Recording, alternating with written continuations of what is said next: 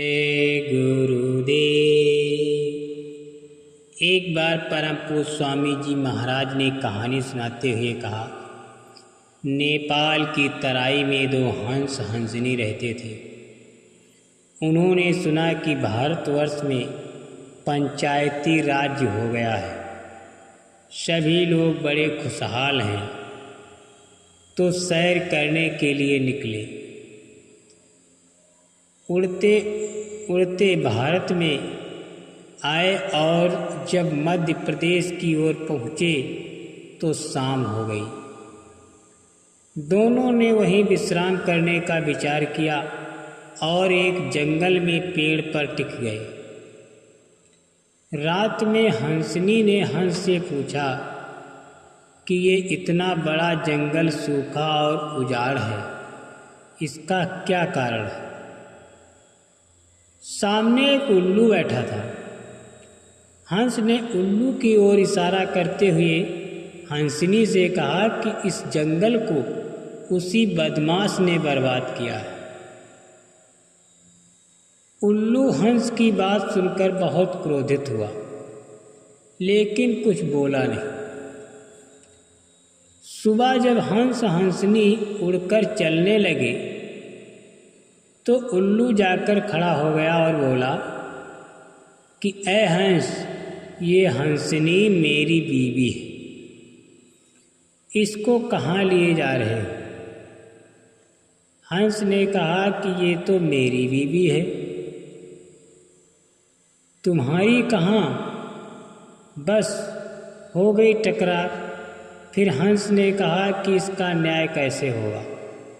उल्लू ने कहा कि ये भारतवर्ष है, यहाँ पंचायती राज है, पंचायत होगा। उल्लू ने सभी पशु-पक्षियों को इकट्ठा किया। पांचों यानी पंचों के सामने समस्या रखी गई कि बीवी किसकी है। पंचों ने कहा कि पंच जो फैसला देंगे उसको उल्लू और हंस दोनों को मानना होगा। दोनों राजी हो गए।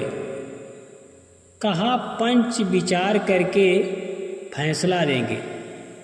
पंचों ने आपस में विचार किया कि भाई हंसनी तो हंस की बीवी, हंसनी तो हंस की बीवी है, लेकिन हंस परदेसी है, हम लोगों को उससे क्या लाभ? उल्लू अपने जंगल का है, हालांकि ये कोई हम लोगों के काम नहीं आता, लेकिन अपने देश का है, जरूरत पड़ने पर हमारा समर्थन करेगा ही। तो हंसनी को उल्लू की बीवी होना का फैसला उचित है। हंसनी को उल्लू की बीवी होना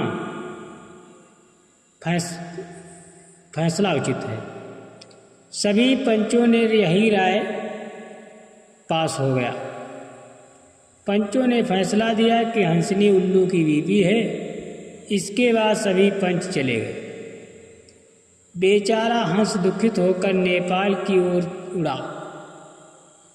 थोड़ी दूर गया तो उल्लू ने पुकारा, जोर से पुकारना शुरू किया, अरे सुनो हंस, अरे सुन लो हंस, थोड़ा सुनते जाओ।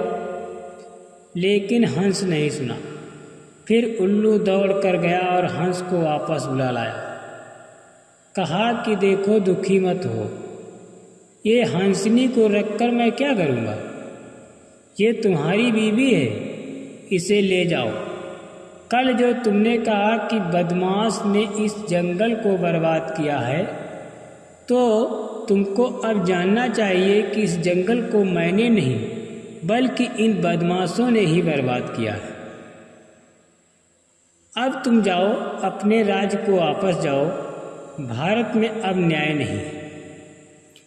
इन MP MLA मंत्री मिनिस्टरों के सहारे भारतवर्ष को उजाड़ दिया है। कचहरियों में एक मुकदमा 10 साल 15 साल तक चलते रहते हैं और फिर भी न्याय नहीं मिलता। न्याय का गला घोंट दिया गया। सारे के सारे कचहरी बकवास हैं। दिल्ली में पार्लियामेंट के पास मैंने एक किसान से पूछा कि ये क्या है, तो उसने कहा कि ये बकवास है।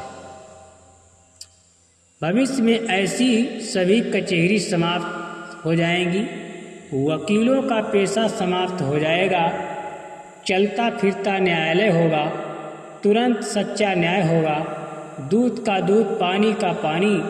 आगे न्याय के तख्त पर बैठकर बच्चे जो न्याय करेंगे तो वे इतने सख्त होंगे कि अपने बाप को भी नहीं छोड़ेंगे और इतने न्यायप्रिय होंगे कि करोड़ों रुपए उनके सामने रखोगे तो उनकी ओर देखेंगे भी नहीं।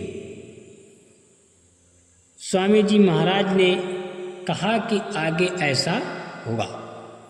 जय गुरु।